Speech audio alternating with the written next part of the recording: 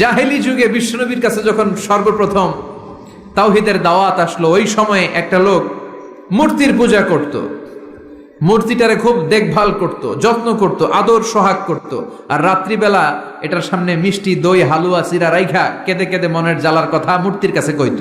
সে ভাবতো এটাই আমার বড় খোদা।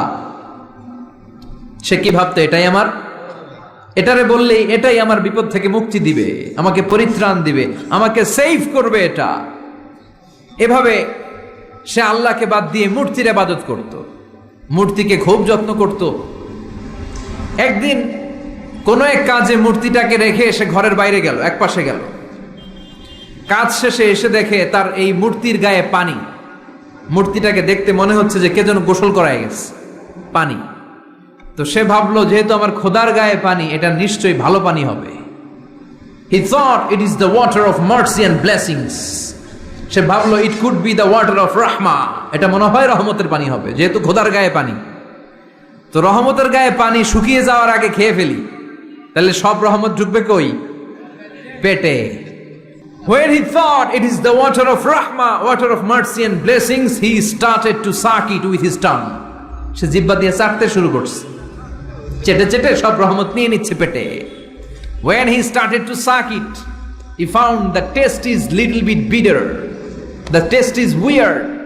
জিহ্বা দিয়ে যখন চাটতে শুরু করছে, তখন সে পেল যে এটার স্বাদটা কেমন যেন কটা কটা লাগে, লবণাক্ত, একটু টক টক, হাজমুলার মতো লাগে। কিসের মতো? কিরে এরকম লাগে কেন? If it is the water of mercy, it should be sweeter. এটা যদি রহমতের পানি হয়, এটা সুইট হবে, মিষ্টি হবে। এটা টক লাগে কেন, কটা লাগে কেন, ঘটনা কি? খুঁজতে লাগলো ডানে বায়ে, খুঁজতে খুঁজতে দেখে ঘরের পাশেই দুইটা খ্যাকশিয়াল।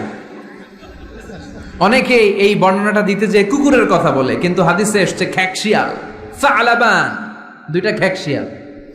দেখলো যে একটা খ্যাকশিয়াল এখনো পা উঁচু করে রাখছে, মাঝখান থেকে রহমতের পানি এখনো কিছু পড়ছে, just dropping the water of রাহমা, এখনো পড়তেছে টপ টপ। বোঝা যায় না? বোঝা যায়। টনক নড়েছে তার, তার ঘুমন্ত বিবেক এবার জেগেছে। এবার সে চিন্তা করলো, হায় হায়, এতক্ষণ ভাবছি রহমতের পানি, এখন দেখি কুত্তার মুত, এখন দেখি খ্যাকশিয়ালের পেশাব।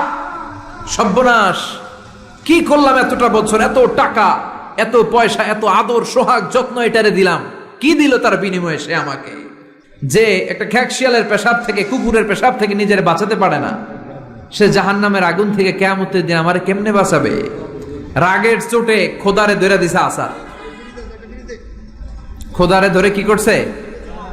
এক আসারে খোদার হাত পাও নাই, ভাঙ্গা খোদারে নিয়া দৌড়ে দৌড়ে বিশ্বনবীর কাছে এসেছে। এসে বলল, আব্দুল্লাহর বেটা মোহাম্মদ, এতদিন ভাবছি এটা খোদা, এখন দেখি হুদা। হুদা হুদা এটার পিছনে ঘুরছি, এটার কোনো পাওয়ার নাই, সব পাওয়ার আছে একজনের। চিল্লায় বলো, তিনি কে?